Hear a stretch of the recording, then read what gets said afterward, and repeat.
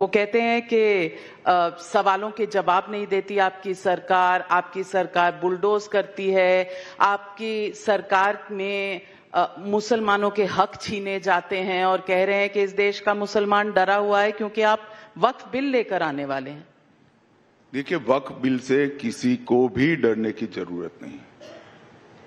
2013 में कांग्रेस पार्टी ने पार्लियामेंट के अंतिम सेशन में कोई लंबी बहस के बगैर वक्फ बिल को पारित कर लिया और वो बिल पारित कर अपनी अपीसमेंट की पॉलिसी को आगे बढ़ाने के लिए, वोट बैंक क्रिएट करने के लिए ढेर सारे ऐसे प्रावधान कर दिए जो हमारे संविधान से ही मेल नहीं खाते। हम वक्फ बिल को संविधान से संरेखित करने का काम कर रहे हैं। कोई भी बिल, कोई भी कानून संविधान के स्पिरिट से ऊपर नहीं हो सकता है। एक फैसला वक्फ बोर्ड करता है, उसको देश की अदालत में चुनौती नहीं दे सकते। ऐसा भारत जैसे देश में कैसे चल सकता है? कभी नहीं हो सकता। और हुआ है, मैं आपको बताता हूं, दिल्ली के 123 प्राइम लोकेशन की प्रॉपर्टी को वक्फ घोषित कर दिया और कानून क्या बनाया, इसको आप चैलेंज नहीं कर सकते हो। प्रयागराज में चंद्रशेखर आजाद गार्डन, जहां चंद्रशेखर आजाद जी ने अंतिम सांस ली, उसको वक्फ की प्रॉपर्टी घोषित कर दिया गया। अब कोई मौलाना साहब कहते हैं पार्लियामेंट और राष्ट्रपति भवन वक्फ है, ईडन गार्डन्स भी। अब भाई ये कैसे चलेगा?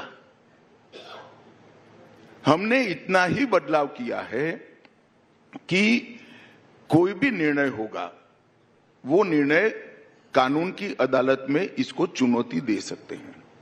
तो सरकार के निर्णय को भी दे सकते हैं। वह कभी क्यों? तो क्या सरकार ऐसे रोएगी कि हमारा अधिकार ले लिया? सरकार के कानून भी चैलेंज होते हैं। और ये पूरा पचड़ा जब पार्लियामेंट में चर्चा होगी, दूध का दूध पानी का पानी हो जाएगा। ये देश के माइनॉरिटी को, विशेषकर मुस्लिम भाइयों बहनों को गुमराह करना चाहता है। मैं इनको कहना चाहता हूं, आपके अधिकार पर कोई तराप मारने की बात। अब कहते हैं हमारी मस्जिदें छीन लेंगे। ये रिट्रोस्पेक्टिव इफेक्ट से बिल नहीं आ रहा है, कैसे छीनी जाएगी? बिल आगे के समय के लिए है। आप 2013 में जो बिल लेकर आए थे वो रिट्रोस्पेक्टिव इफेक्ट से था, मगर वोट बैंक कंसोलिडेट करने के लिए झूठ पर झूठ बोलते जाना। इतने साल से इतने चुनाव हारे, फिर भी सीखते नहीं है। हम क्या कर सकते बताइए? लेकिन कुछ मेंबर ऑफ पार्लियामेंट, ओवैसी जैसे तो ब्लैक बैंड पहनकर आते हैं पार्लियामेंट में। ये बिल आएगा तो बहुत हंगामा होगा। देखिए, उनका विरोध करने का अधिकार है। कोई कपड़ों से करता है, कोई शब्दों से करता है। शब्द नहीं होता तो कपड़ों से करते हैं। हम क्या कर सकते हैं? बाकी पार्लियामेंट में तो बोलकर विरोध करना चाहिए, तर्क से विरोध करना है, लॉजिक से विरोध करना चाहिए। तो आपने कहा कि ये बिल रेट्रोस्पेक्टिव नहीं होगा। अगर रेट्रोस्पेक्टिव नहीं होगा तो तमिलनाडु में एक मंदिर का लैंड जो है 1500 साल पुराना मंदिर, उसको जो वक्फ बताया गया है, उस मंदिर का क्या? ऐसा है, मैंने जो रिट्रोस्पेक्टिव इफेक्ट नहीं होगी ये कहा है, इन नई वक्फ की प्रॉपर्टियों को और पुरानी वक्फ की प्रॉपर्टियों के डिस्प्यूट को कहा है। डिस्प्यूट कोर्ट में तो जा ही सकते हैं, हम कैसे छीनेंगे? सरकार नहीं कर सकती है। डिस्प्यूट कोर्ट में तो जा ही सकते हैं।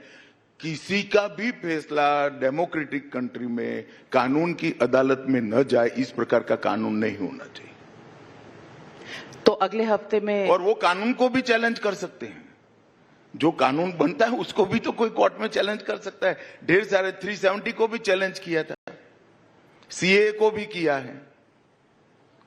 चैलेंज हो ही सकते हैं कानून।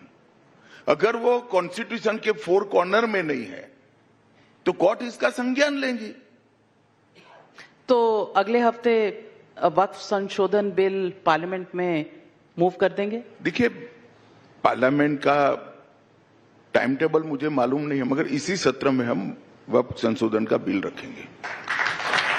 और जितना ऑपोजिशन है, दिल्ली के जंतर मंतर में तमाम पार्टियां वहां जाकर उन्होंने कहा कि वो मतलब खून भी दे देंगे, अपोज जी मैंने कहा ना, इमरजेंसी नहीं है, हर कोई विरोध कर सकता है, प्रदर्शन कर सकता है, इमरजेंसी कहाँ है? आप उन पर इल्जाम लगाते हैं कि वो अपीजमेंट करते हैं। सौगातें मोदी जो ईद पर भेजी जा रही है वो अपीजमेंट नहीं है? नहीं, इसमें क्या अपीजमेंट है? आपने होली भेजी नहीं, बैसाखी भेजेंगे? कई कार्यकर्ताओं ने भेजा है। आपको इंटरेस्ट सौगाते मोदी में है, आपको मतलब मीडिया को। नहीं, होली की भेजी थी। हमारा तो 15 अगस्त का भी कार्यक्रम होता है, 26 जनवरी का होता है, जन्माष्टमी का होता है, रामनवमी देखना कैसे मनाते हैं हम, इसमें कोई आपत्ति नहीं, मगर आपको सिर्फ यही दिख रहा है।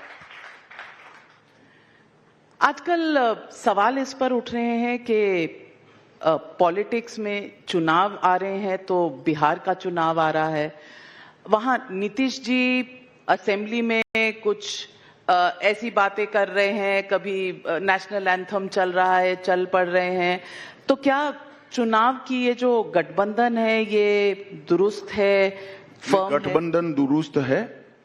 हमारे सभी के सभी जिलों में एनडीए के सभी घटक दलों के जिला स्तर के संयुक्त सम्मेलन भी हो चुके हैं, सभी कार्यकर्ता एकजुट हैं। हमने बिहार के विकास के लिए मोदी जी की सरकार ने, नीतीश जी की सरकार ने ढेर सारे काम भी किए हैं।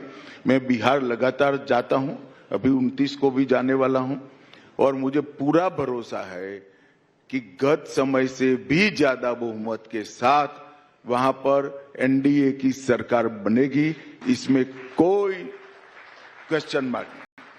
तमिलनाडु के साथ भी एआईएडीएमके की आपकी जो अलायंस की कवायद है शुरू है, पुरानी मिसअंडरस्टैंडिंग सब क्लियर, अब तमिलनाडु की भी तैयारी है? देखिए, जहां तक तमिलनाडु का सवाल है, एआईएडीएमके के मित्र और हमारी पार्टी के लोग कुछ चर्चा कर रहे हैं, जैसे ही घोषित होगा देश के सामने आ जाएगा। परंतु वहां डीएमके सरकार ने जिस तरह से भ्रष्टाचार किया है और जिस तरह से अव्यवस्था फैली है, इंडस्ट्री वहां से भाग रही, यूथ वहां से भाग रहा है, हायर पे स्केल देकर भी कोई तमिलनाडु में नौकरी करना नहीं चाहता, इतनी अव्यवस्था कर दी है। जो साउथ के का एक जमाने में सबसे प्रोग्रेसिव और डेवलप स्टेट माना जाता था, वो स्टेट आज बिल्कुल तितर बितर होने के कगार पर स्टालिन जी ने लाकर रख दिया, डीएमके ने लाकर रख दिया है। और ये सबसे तमिलनाडु की जनता परेशान है। मुझे विश्वास है कि तमिलनाडु में एनडीए की सरकार बनेगी। एक बार चुनाव आने दीजिए, अभी काफी देर है।